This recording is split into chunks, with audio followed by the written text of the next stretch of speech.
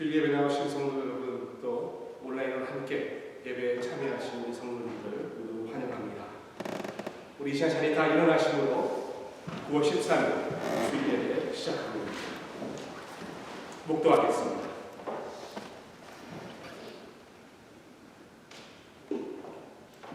나의 생전에 여호와를 찬양하며 나의 평생에 내 하나님을 찬송하리로다. 방백들을 의지하지 말며 도울 힘이 없는 인생도 의지하지 말지니 그 호흡이 끊어지면 흙으로 돌아가서 당일에 그 도모가 소멸하리로다. 야곱의 하나님으로 자기 도움을 삼으며 여호와 자기 하나님에게 그 소망을 두는 자는 복이 있도다. 우리 인생들의 목자 되시는 하나님, 다 양 같아서 각기 제 갈 길로 갔던 저희들을 예수 그리스도 안에 불러주시고 이렇게 주의 음성을 듣는 예배를 드리게 하여 주시니 감사를 드립니다. 아버지께서 거룩하게 구별하신 날, 주님 백성들이 감사의 제사를 올려드립니다. 이 시간 우리 입술에 주님께 올릴 찬송을 주시고 우리의 마음을 정직한 영으로 새롭게 하여 주옵소서.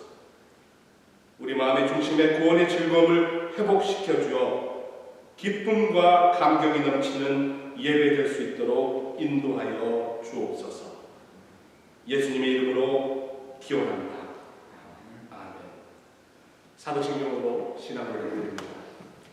나는 전능하신 아버지 하나님 천지의 창조주를 믿습니다. 나는 그의 유일하신 아들 우리 주 예수 그리스도를 믿습니다.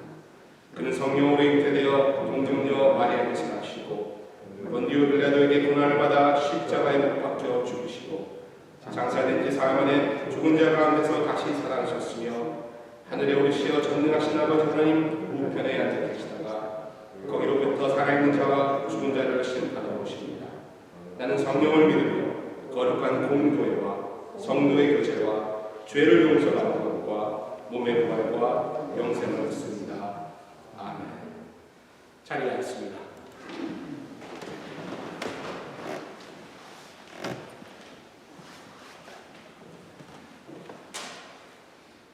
우리 시간 찬송가 64장 함께 찬양하겠습니다.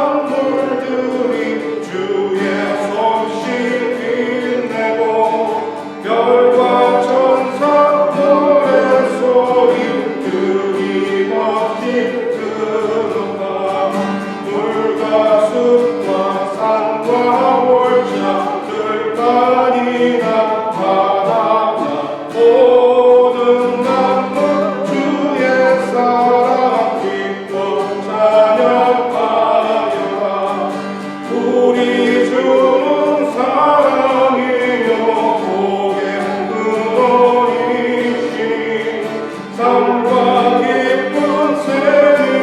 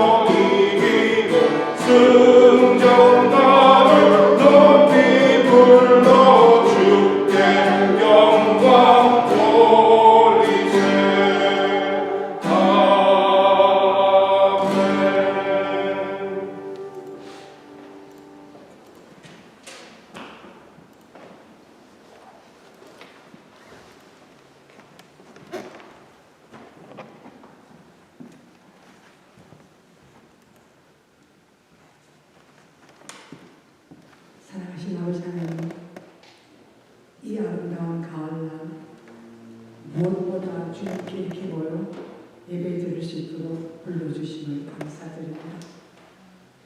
주님, 6개월 만에 예배당에 와서 이렇게 예배를 드립니다.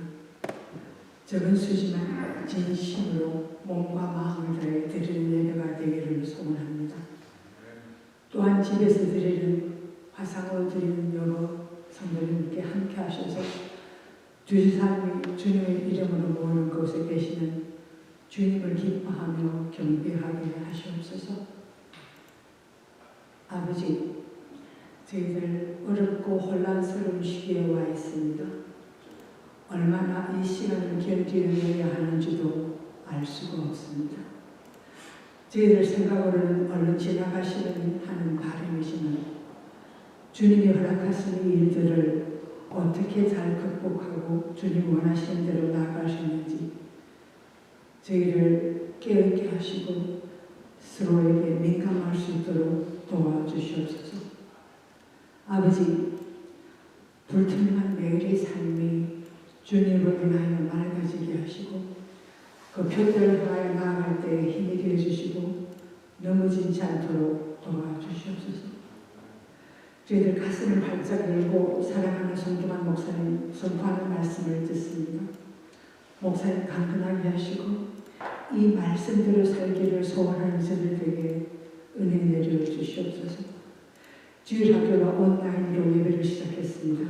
함께 하시고 그 어린 삭들이 자라 큰 나무가 될 수 있도록 주님 축복하시옵소서. 여러 가지 어려운 상황에 있는 성도님을 위해서 기도합니다. 연로하신 부모님, 몸이 불편하신 분, 경제적으로 어려운 성도님들, 이 어려운 일들을 인하여 한골 가시는 성도님들 있습니다. 주님 오가는 길 함께 하셔서 쉽지 않은 이 길걸음들이 주님으로 인하여 평안할 수 있도록 함께 하시기를 기도합니다. 사랑하신 우리 아버지, 이 드리는 예배가 주님께 기쁨이 되시고 임재로 영광이 드러나는 시간이 될 수 있도록 축복하시옵소서. 감사를 드리며 예수님의 이름으로 기도드립니다.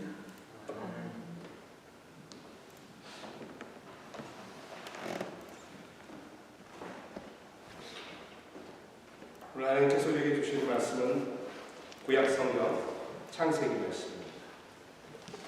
창세기 15장 1절에서 5절까지의 말씀. 제가 가지고 있는 성경은 구약성경 17페이지입니다. 창세기 15장 1절로 5절까지의 말씀, 하나님의 말씀입니다. 이후에 여호와의 말씀이 환상 중에 아브라함에게 임하여 이르시되 아브라함아 두려워하지 말라. 나는 내 방패요 너의 지극히 큰 상급이니라. 아브라함이 이르되 주 여호와여 무엇을 내게 주시려 하나이까? 나는 자식이 없사오니 나의 상속자는 이 다메섹 사람 엘리에셀이니라. 아브라함이 또 이르되 주께서 내게 씨를 주지 아니하셨으니 내 집에서 길린 자가 내 상속자가 될 것이니라. 여호와의 말씀이 그에게 임하여 이르시되 그 사람이 내 상속자가 아니라 내 몸에서 날 자가 내 상속자가 되리라 하시고 그를 이끌고 밖으로 나가 이르시되 하늘을 우러러 뭇별을 셀 수 있나 보라. 또 그에게 이르시되 내 자손이 이와 같으리라. 아멘. 너무나 반가운 얼굴도 너무 많이 오셨습니다. 그동안 너무 뵙고 싶은데 또 이렇게 오늘 직접 마주할 수 있어서 얼마나 감사한지, 또 직접 뵙지는 못하지만 우리 또 온라인 예배를 통해서 함께 예배를 드리는 그 자체가 역시 하나님의 놀라운 은혜다 이렇게 생각을 합니다. 본격적으로 학교가 개학했습니다. 지난주 학교 개학하고 사실 좀 코비드-19 상황이 악화되고 있습니다. 좀 안 좋아지고 있지요. 특별히 또 GTA, 미시사가 브램튼 이쪽 지역에도 계속해서 확진자가 늘어나길래 어제는 407명으로 숫자가 늘어났고 오늘, 그러니까 어제 조사한 오늘 결과는 365명으로 확진자가 늘어났습니다. 우리도 멋지게 이렇게 대면 예배 시작하자마자 제가 좀 이렇게 찬물을 끼얹는 것 같습니다만 안 좋은 소식 때문에 우리가 두려워할 수 있습니다. 두렵죠. 두려운 게 사실입니다. 그러나 이럴 때일수록 우리가 좀 더 방역에 힘쓰고 또 내 자신만 생각하는 것이 아니라 타인들을 생각하면서 우리가 노력한다면 거뜬히 이겨낼 수 있는 힘을 하나님께서 우리에게 주시리라 생각합니다. 자, 오늘부터 공식적으로 대면 예배가 시작됩니다. 어렵고 두려운 상황이지만 교회에 나오신 우리 성도님들 환영하고 감사합니다. 은혜입니다. 그러나 직접 나오지 못하지만 함께 드리는 온라인 가운데 성도님들 역시 너무나 감사합니다. 한국 언론에 한국 교회가 자주 등장합니다. 거의 뉴스 보면 매일매일 등장하고 있는데요. 이렇게 교회가 언론에 등장하면서 여러 이야기, 여러 말들이 나오고 있습니다. 어떤 의식 있는 음악가로부터 또 체육인으로부터 정치인으로부터 또 교계의 젊은 목사들 여러 이야기를 하고 있고요. 다 귀한 이야기가 맞습니다. 그 많은 말들 중에 특별히 제 시선을 좀 잡았던 그 말은 그 문구가 바로 하나님도 비대면 아니시나. 하나님도 우리들을 만나실 때 비대면으로 만나시는 건 아니냐. 맞는 말씀 같았어요. 맞는 말씀 같았습니다. 근데 여러분 한 가지, 하나님이 비대면이시라고 생각할 수가 있는데요. 그것은 믿지 않는 사람들의 시선이겠죠. 우리는 비대면이 아닙니다. 우리는 하나님의 말씀을 대면하고 하나님이 내주하시는 그 성도들과의 교제를 통해서 살아계신 하나님을 대면하는 거죠. 물론 온라인 예배를 통해서도 역시 하나님을 대면하는 것입니다. 하나님을 비대면하는 이유는 바로 우리 인간의 범죄, 우리 인간의 타락 때문입니다. 세상에 정말 많은 이야기가 떠돕니다만 여러분 미혹되지 마시고 오직 말씀과 성령님의 인도하심에 사로잡으실 수 있기를 소원드립니다.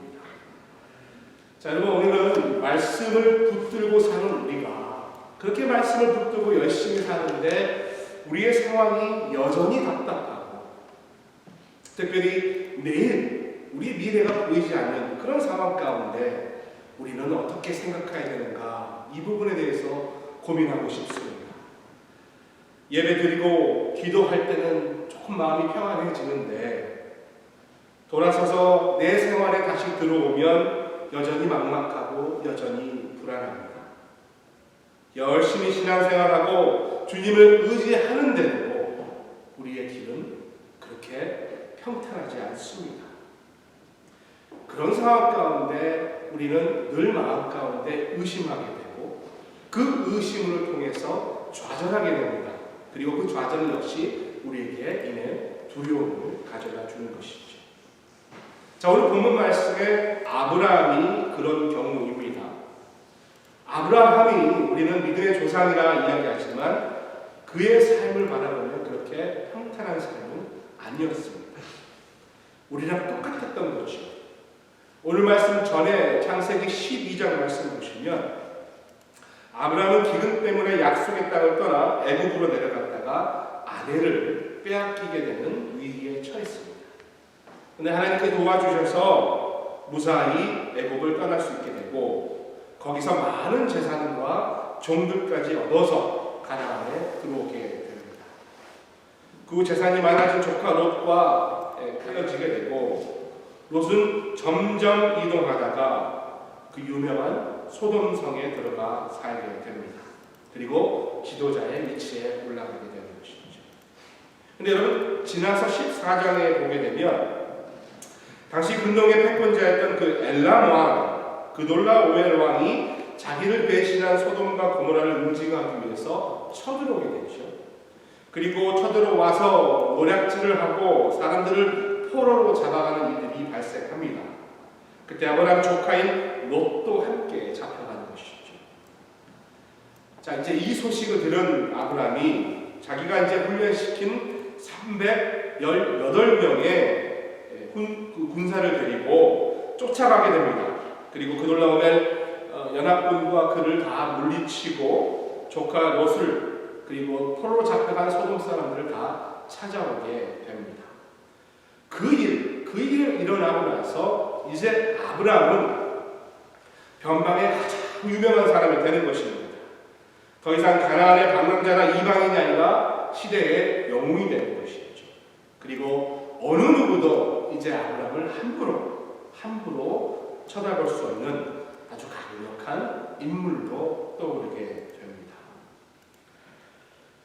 남들이 보기에는 아브라함은 강력한 군사력을 가지고 있고 또 엄청난 물질로 인해서 부를 소유한 사람이기 때문에 그가 아무것도 부족함이 없는 사람으로 알게 됩니다. 그러나 그렇지 않았죠. 아브라함에게는 정말 큰 고민 두 가지가 있었습니다. 하나는 아들이 없다는 것. 아들이 없다는 것. 그리고 또 하나는 그렇게 부자로 보여지지만 내 영토, 내 땅이 후손에게 물려줄 내 땅이 없다는 것이 아브라함에게 큰 고민이었습니다. 아들도 없고 물려줄 땅도 없고. 주님께서 부르셔서 이것까지 왔고 주님이 주신 약속의 믿음을 붙들고 노력해서 여기까지 왔는데 실질적으로 그의 삶의 상황은 변한 것이 없다는 것입니다. 여러분, 바로 이 점이 우리의 고민 아니겠습니까?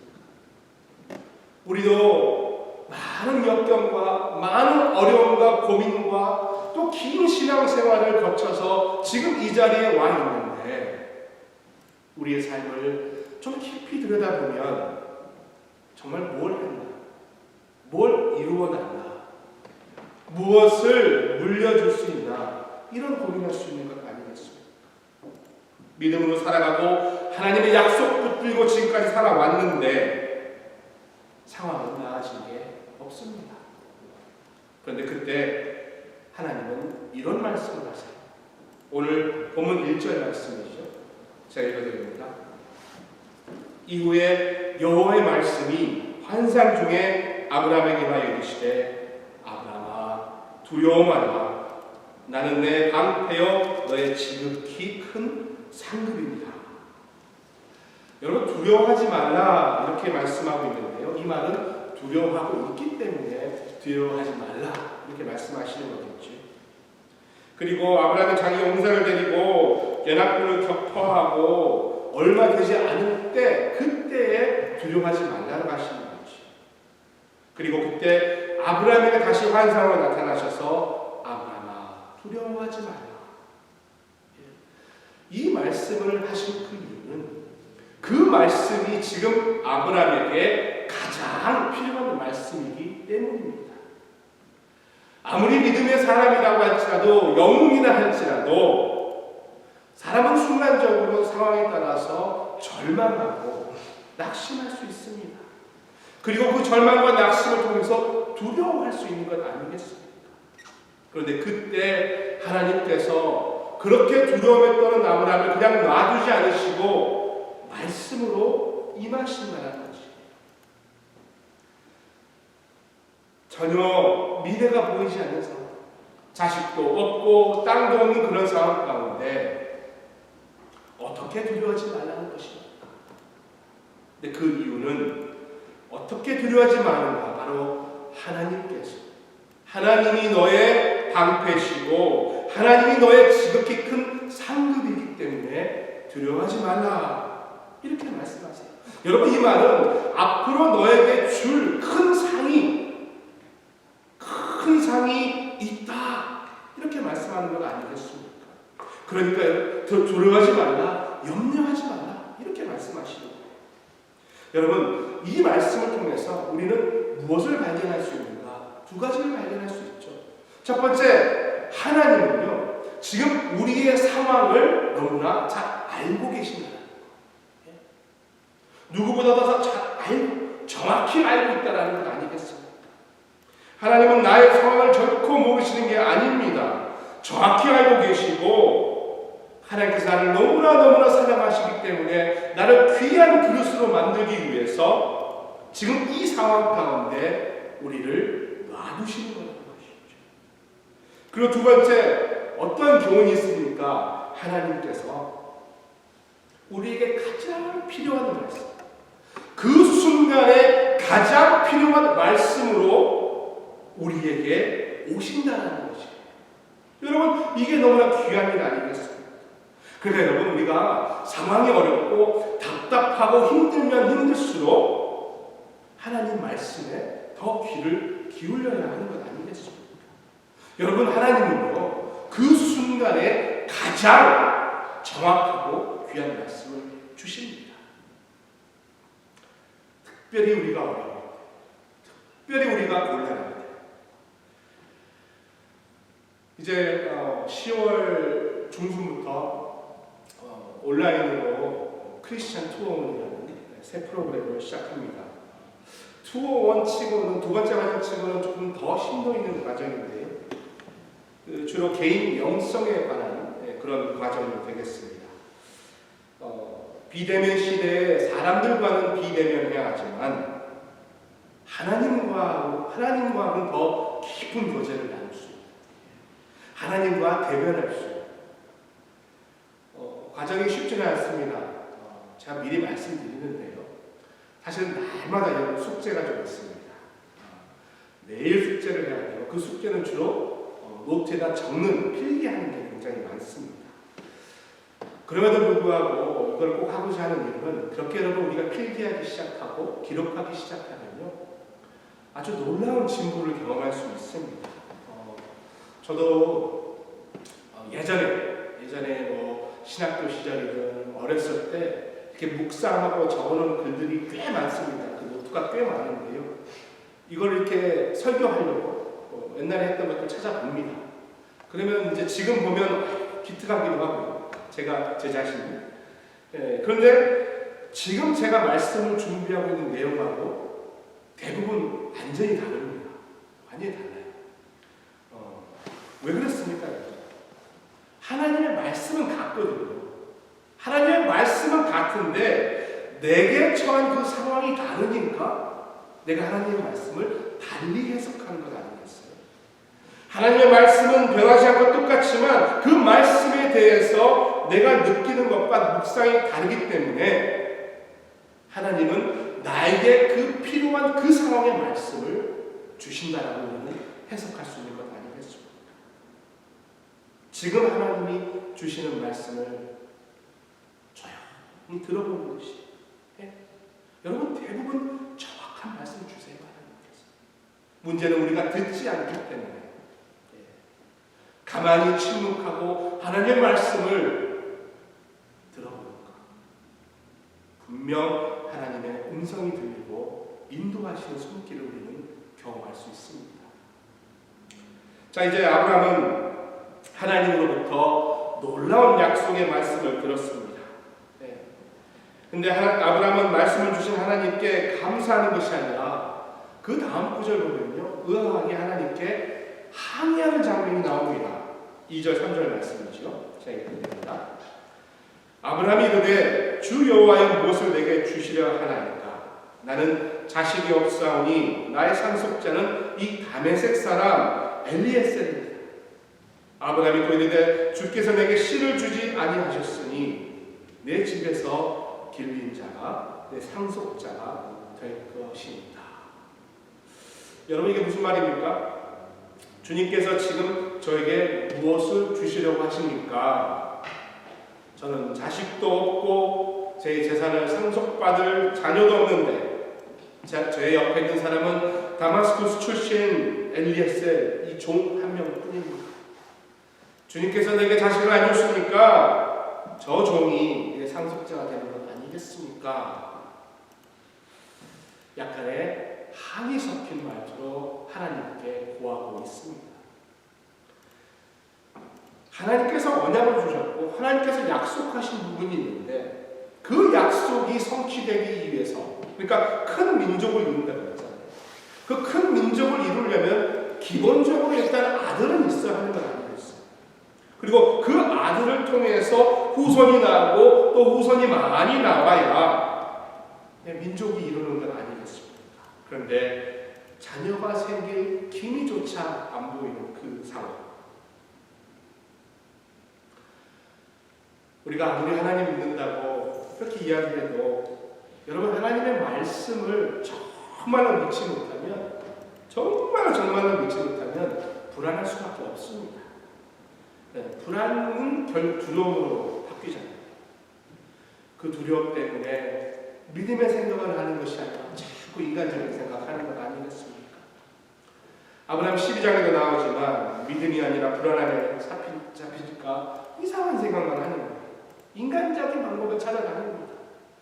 말씀 붙들고 하나님께 좀 나아가서 하나님의 그 뜻을 다시 깨닫는 것이 아니라 불안함에 사로잡혀서 이 땅에서 도대체 누가 나를 도와줄 수 없는가? 우리도 마찬가지입니다. 하나님 말씀 붙들고 열심히 예배드리고 신앙생활하고 기도 꾸준히 하지요. 어려운 상황 오면 더 열심히 교회 봉사도 하고 더 열심히 하나님 말씀도 듣고 합니다. 말씀 묵상도 깊이 하고 은혜도 하고 이제는 좀 이렇게 살아가야겠다 이런 결단도 하는 거죠. 그런데 아무리 그래도 돌아보면 내 삶은 그대로, 여전히 그대로. 아무리 기도하고 아무리 주님 앞에 무릎 꿇어도 바뀌는 게 없습니다. 여러분 그럴 때 어떤 마음이 들지? 해봤자 별 소용없네.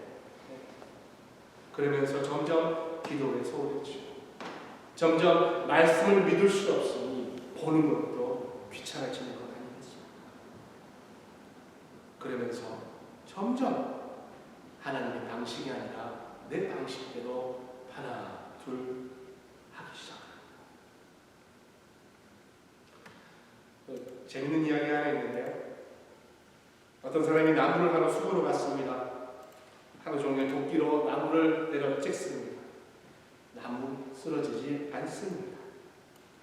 다음날 또 가서 그 나무를 다시 찍습니다. 그러나 나무는 여전히 꿈쩍하지 않습니다. 날마다 가서 찍어보고 날마다 가서 찍어보지만 나무는 넘어질 기색을 보이지 않습니다. 9번이나 했는데도 안 쓰러지니까 이제는 안 되나 보다라고 포기하고 집에 갑니다. 그러다 갑자기 생각이 나서 그 다음날 거기 가보니까 그 나무가 없는 거예요. 사라진 겁니다. 어떻게 된 건가? 어떤 사람이 와서 나무를 누가 많이 찍어놨네? 내가 찍어볼까? 하고 그 사람이 한 번 찍었는데 그 나무가 넘어갔다고 합니다. 그래서 10번 찍어 안 넘어가는 나무 없다라는 속담이 생겼다라는 말도 안 되는 포인트는 뭐냐면 다 됐거든요. 그냥 한 번만 더 했으면 되는 건데 그 고비를 넘기지 못하고 포기하는 바람에 결과를 열매를 얻지 못하는 것 아니겠어요? 그 유익이 다른 사람에게 넘어가는 주님의 약속을 우리가 다 듣는 거예요. 조금만 더 인내하면 되는데 그걸 기다리지 못하고 포기하고 이제는 엘리에셀에게 넘겨줘야겠다라고 그렇게 행동한다면 얼마나 아쉽습니까? 그런데 여러분 아브라함이 너무나 잘한 게 있습니다.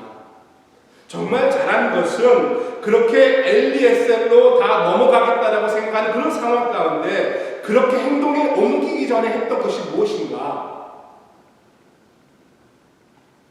바로 하나님을 만나는 것입니다. 행동으로 옮기기 바로 직전에 한 번 더 하나님께 나아가 기도했다는 것입니다. 하나님, 약속을 주셨는데 왜 이렇게 되지 않습니까? 분명히 큰 민족을 위해서 내게 자식을 주겠다라고 약속하셨는데 왜 안 주십니까? 아니, 이런 식으로 하시면 그냥 종에게 주는 수밖에 없지 않습니까? 이렇게 하나님께 나아가 한탄하면서 기도했다라는 그 사실. 이제는 그만해야겠다. 이제는 내 힘으로는 안 된다. 이제는 포기해야 할 때 여러분 5분만 더 기도하는 것입니다. 이제는 다 됐다. 이제는 될 방법이 없다라고 포기하고 싶을 때 하루만 더 하나님께 무릎 꿇는 것입니다. 여러분, 그 아브라함의 기도가 그런 기도였거든요.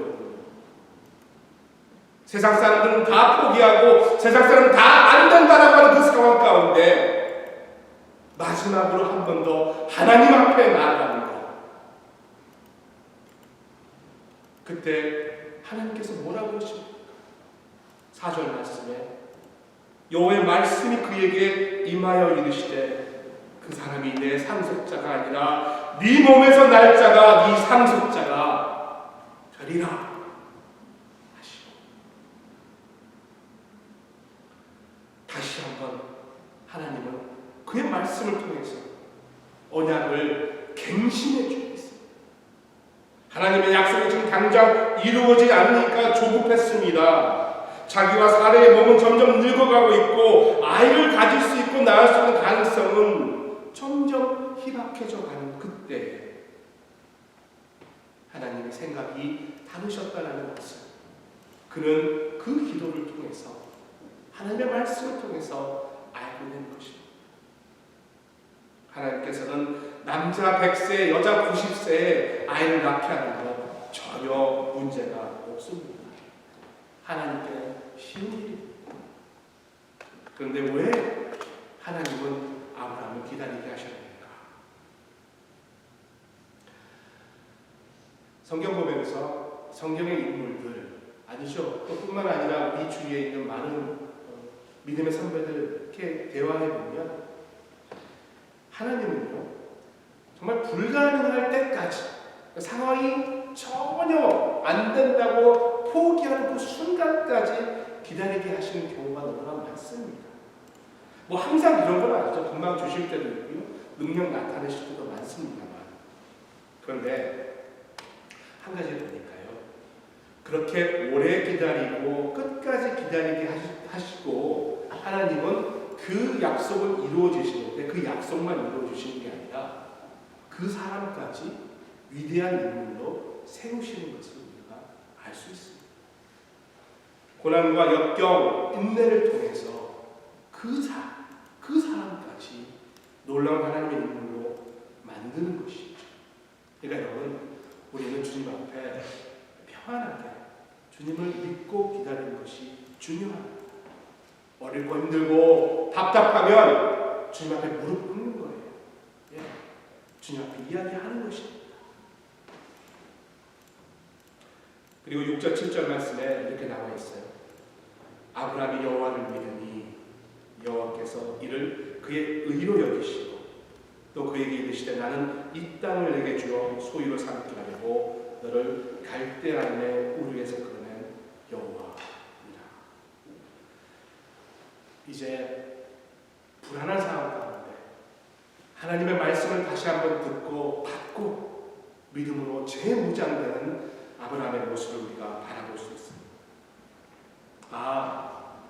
자식을 갖는 것이 내가 젊다고 되는 것이 아니고 내가 늙어서 안 되는 것이 아니라 하나님께서 약속하시면 되는 것이구나 깨닫게 되는 것입니다.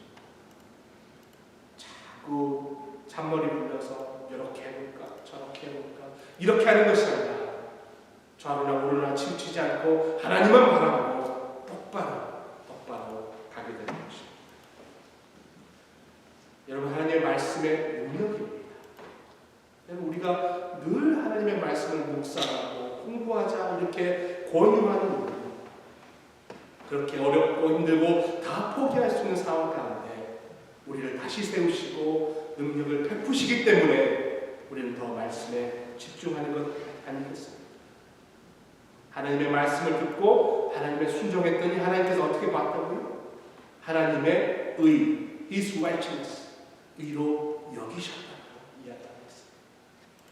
이 땅에서 좋은 일, 훌륭한 일로 하나님을 기쁘게 해드린다고 의로 삼는 것이 아니라 어렵고 두렵고 힘들 때 주님을 의지하는 그 마음을 하나님의 의로 삼고 있다.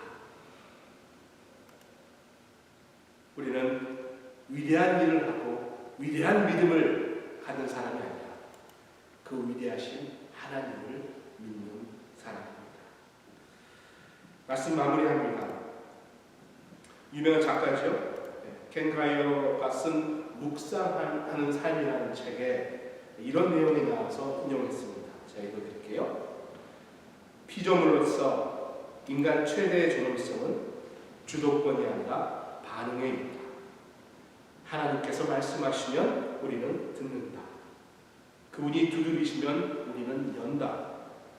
그분이 씨를 뿌리시면 우리는 받는다. 씨를 뿌리는 것은 광야 같은 인간의 심령에 에덴을 복원하시려는 하나님의 시도이다. 씨를 받는 것은 그 일에 동참하는 우리의 몫이다. 여러분, 믿음이 무엇입니까? 하나님의 주시는 것 받는 것입니다. 내가 뭘 만들어서 뭘 이뤄내는 것도 믿음이지만 그것보다도 하나님께서 주실 때 그거 받는 것이죠. 그렇다면 조금만 더 늘려보면 하나님이 주실 때까지 기다리는 것도 믿음 아니겠습니까? 우리의 마음에, 우리의 삶에 그의 말씀의 씨를 뿌리시고 그 씨를 우리가 받는 것이 믿음입니다. 오늘의 상황이 어떤지 간에 온 만물과 우주를 창조하신 하나님께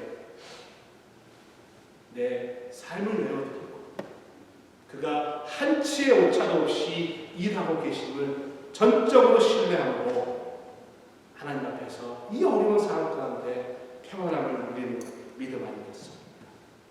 여러분, 우리 역사를 보면 세상이 멸망할 것 같은 그런 위기가 너무나 많았어요. 그러나 하나님은 그의 은혜와 그의 힘으로 오늘까지 그의 교회와 그의 성도들을 지켜오셨습니다. 앞으로도 계속해서 하나님은 그런 일을 행하실 것입니다.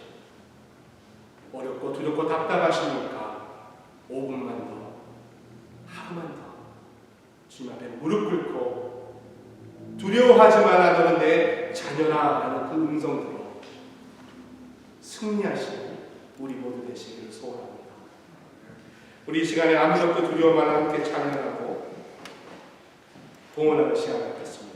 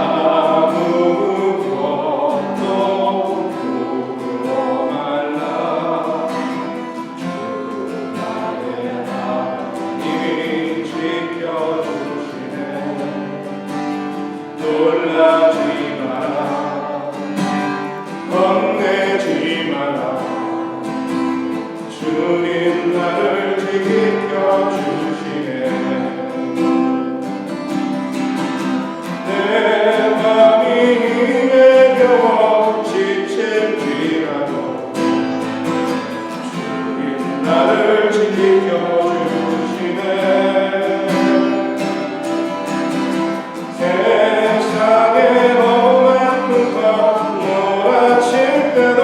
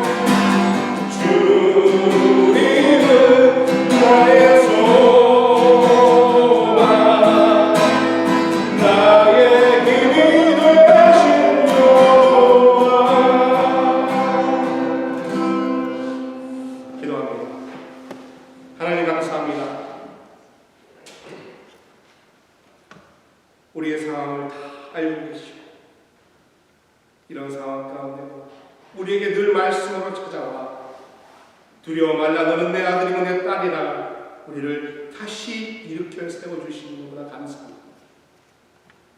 우리의 시선을 이 땅의 어려운 일에 두지 말고 살아계시고 역사하시는 하나님께 두어 늘 은혜와 용기를 얻는 우리 될 수 있도록 축복하여 주시옵소서. 주님께서 우리에게 일용할 양식을 늘 공급하여 주시기 때문에 우리가 이렇게 이 자리에 예배할 수 있음을 고백합니다. 주님, 하나님 없이 아무것도 할 수 없습니다. 하나님은 우리의 섭리고 하나님은 우리의 은혜입니다. 그 은혜 감사해서 주님 앞에 우리의 가진 일부를 가지고 나왔습니다. 드리는 일부, 이것이 주님의 소유, 아니 우리의 가진 모든 것이 다 주님의 소유임을 고백합니다. 10의 1조로 감사로, 주정으로, 선교로, 구제로 다양한 제목으로 주님께 드리오니 드리는 손길마다 복되게 하시고 더 많이 헌신할 수 있도록 은혜를 더하여 주시옵소서. 드릴 수 있는 마음이 있는 것도 은혜고 드릴 수 있는 물질도 은혜를 고백합니다. 하나님께 드림으로 우리의 소유가 줄어드는 것이 아니라 더욱더 풍성하여지고 드림으로 인해 우리의 영혼과 믿음이 더욱더 풍요될 수 있도록 인도하여 주옵소서.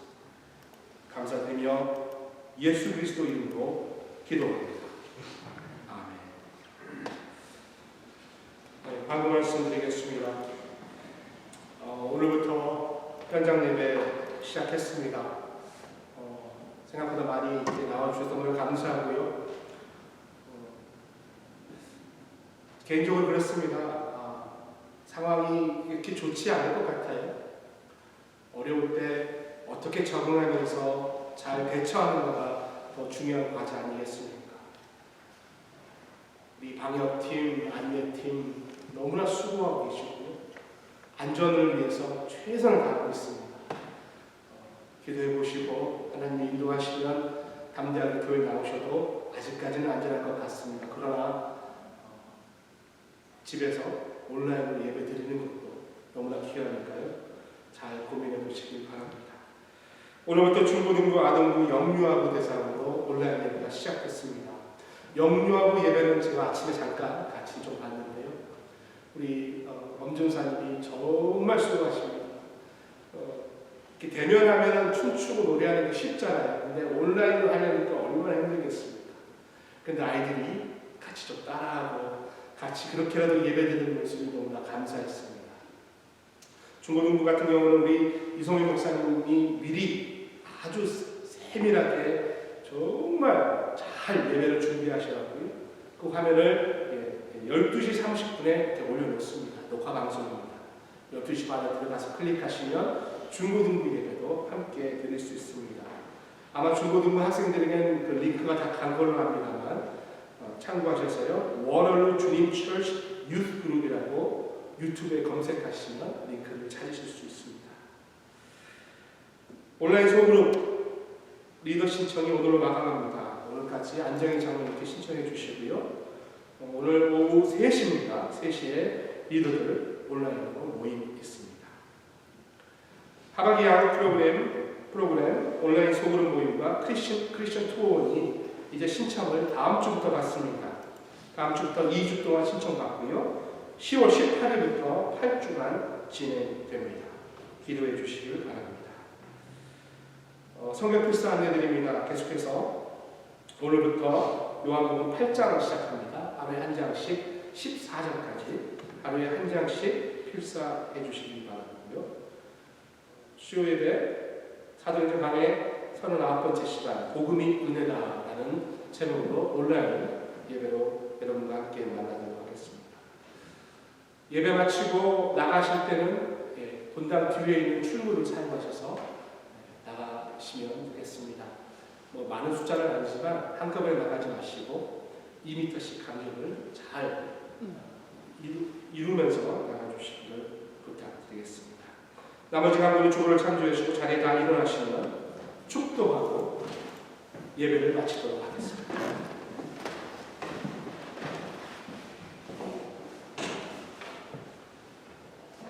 이제는 우리를 구원하신 예수 그리스도의 은혜와 하나님의 그 넓고 깊으신 사랑하심, 성령님의 감동 담아 내주셨구나시고